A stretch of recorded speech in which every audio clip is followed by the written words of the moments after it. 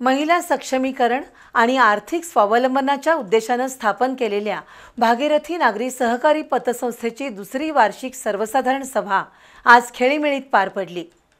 जनतेमध्ये विश्वासार्हता वाढल्याने संस्थेची आर्थिक प्रगती वेगाने सुरू आहे। येत्या काही दिवसात पतसंस्थेचे कामकाज डिजिटल आणि ऑनलाईन स्वरूपात करण्यासाठी आपण प्रयत्नशील आहोत, अशी माहिती संस्थेच्या अध्यक्षा सौभाग्यवती अरुंधती महाडिक यांनी दिली। भागीरथी संस्थेच्या माध्यमातून गेल्या 15 वर्षाहून अधिक काळ सौभाग्यवती अरुंधती महाडिक महिला सक्षमीकरणाचं काम करतायत। त्यानंतर गेल्या वर्षी भागीरथी नागरी सहकारी पतसंस्थेची स्थापना करण्यात आली। खासदार धनंजय महाडिक यांच्या प्रोत्साहनातून स्थापन झालेल्या भागीरथी पतसंस्थेनं अल्पावधीतच जनमानसात वेगळं स्थान निर्माण केलंय।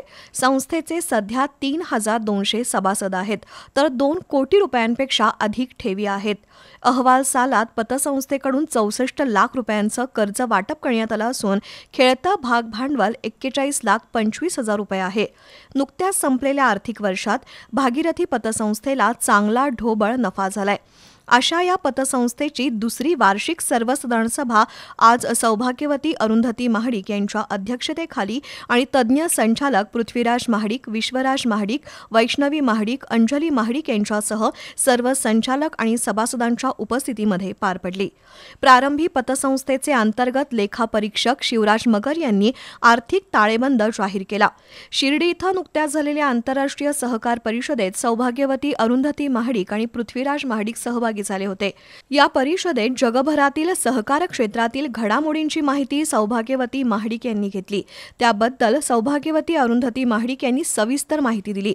यावेळी संगीता खाडे, अनुराधा सामंत यांच्यासह काही महिलांनी सकारात्मक आणि विधायक सूचना केल्या, तर भीमा सहकारी साखर कारखान्याचे अध्यक्ष विश्वराज महाडिक यांचंही भाषण झालं। गेल्या 2 वर्षात पतसंस्थेनं केलेली प्रगती समाधानकारक असल्याचं त्यांनी नमूद केलं। महिलांचा सर्वांगीण विकास हेच उद्दिष्ट ठेवून या पतसंस्थेची स्थापना झाली असून महिलांना सूक्ष्म आर्थिक नियोजन करण्याची प्रेरणा मिळाली आहे, असं विश्वराज महाडिक यांनी नमूद केलं। तर पृथ्वीराज महाडिक यांनी संस्थेच्या पारदर्शी कारभाराची माहिती देत महिलांना घरगुती उद्योग व्यवसाय करण्यासाठी प्रोत्साहन द्यावं, तसंच संस्थेची स्वमालकीची इमारत आणि सभासदांना लॉकर सुविधा उपलब्ध करून द्यावी अशी अपेक्षा व्यक्त केली।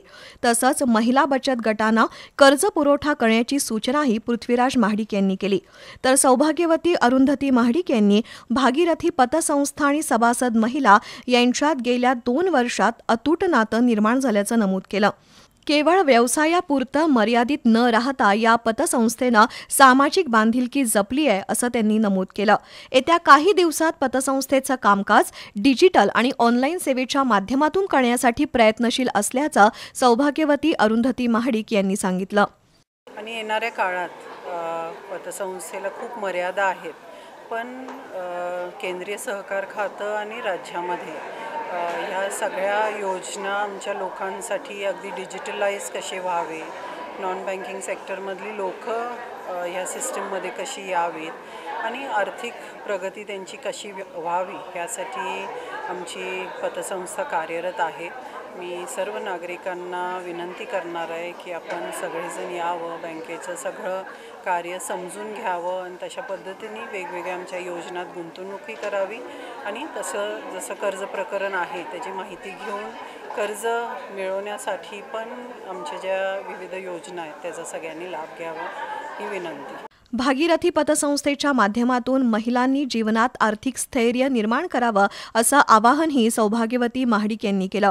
यावेळी सभासदांच्या वतीनं सर्व संचालकांचा सत्कार करण्यात आला। यावेळी स्मिता माने, प्राजक्ता घोरपडे, अर्पिता जाधव, प्रियांका अपराध, पुष्पा पवार, भाग्यश्री शेटके, मंगल बनसोडे यांच्यासह सभासद उपस्थित होते।